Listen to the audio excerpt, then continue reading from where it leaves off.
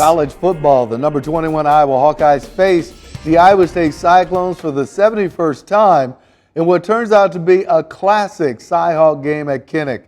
Mark Woodley and David Warrington have more from Iowa City.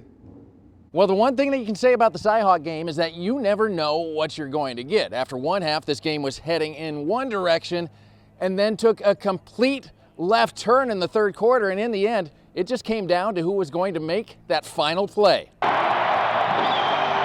The last 2 years, it's been the road team taking home the trophy, but the hometown Hawks had things rolling early this time. Caleb Johnson had 105 yards in the first half, gets in from the 27. Iowa draws first blood and got a huge opportunity late in the quarter. Jay Higgins picks off Rocco Becht. The Hawkeyes took over at the Iowa State 12, even had a 1st and 1, but couldn't finish the drive. Start of the second quarter, Bo Freeler with a huge play. Iowa State stopped the Hawkeyes twice on 1st and goal within the 5, forcing field goals to only trail 13-0 at half. And in the second half, this is the momentum shift. Darian Porter picks off Cade McNamara, the first of Porter's 2 interceptions. It led to Iowa State's first points. Becht to Jaden Higgins, a big grab on the 5-yard score. The Cyclones within 6, but Iowa had the answer on this one. Johnson gets his second touchdown of the game, finished with 185 yards, 19-7 Hawkeyes. But Iowa State had the finishing touch. Becht downfield to a wide-open Jalen Knoll. 75 of his 133 receiving yards. ISU tacked on a field goal later to pull within 2, and then got the ball back with 40 seconds left to drive the field and take it. Knoll came up with some big catches, eventually getting it down to the 36, and that's where redshirt freshman Kyle Conrady out of Dubuque Senior finishes it, 53 yards, his second field goal of the game and just the second of his career, and it's a game winner. Cyclones rally to stun the Hawkeyes 20-19 and regain the CyHawk trophy.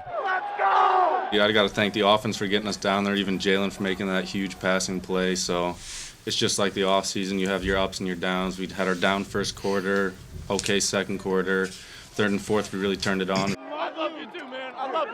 I just needed one more shot because I knew we had something left in the tank.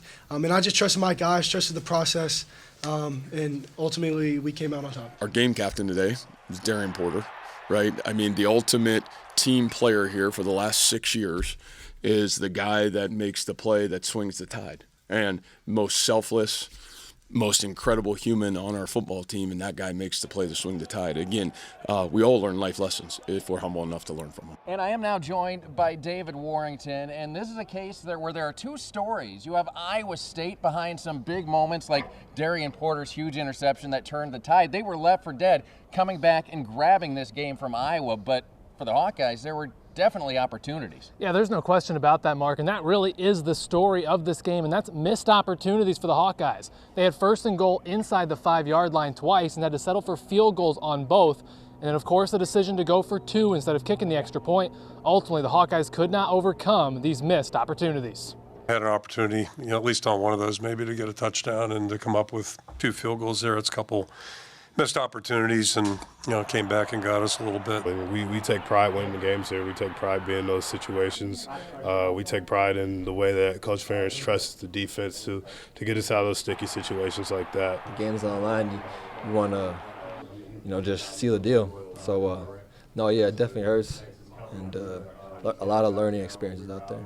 And of course, Mark, something the Hawkeye football program talks about a lot is the 24-hour rule. Win or lose, they've got to move on. That's something they'll have to do here as they host Troy next Saturday. Well, you talk about that, but on the other side, you got Iowa State pulling a big win. This is a team that's still undefeated heading into their game next week against Arkansas State and look to keep this rolling. They've got a lot of momentum right now.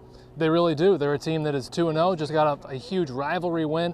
If they can string some wins together, they could be a really good team in the Big 12 this season. All right, thanks, David. Great job, and we're going to send it back to you in Kinnick Stadium in Iowa City. I'm Mark Woodley with David Warrington for News 7 KWWL.